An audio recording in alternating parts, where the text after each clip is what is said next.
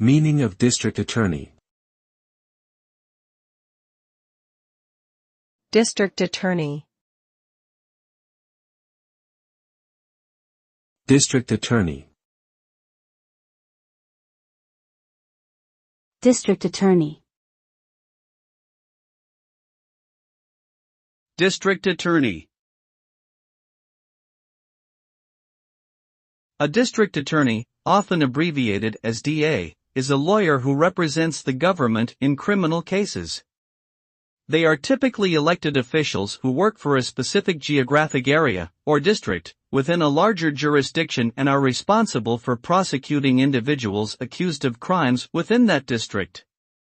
They work closely with law enforcement agencies to investigate and build cases against individuals suspected of criminal activity. District attorneys also have the authority to negotiate plea bargains with defendants and may seek to impose penalties such as fines or imprisonment if they secure a conviction.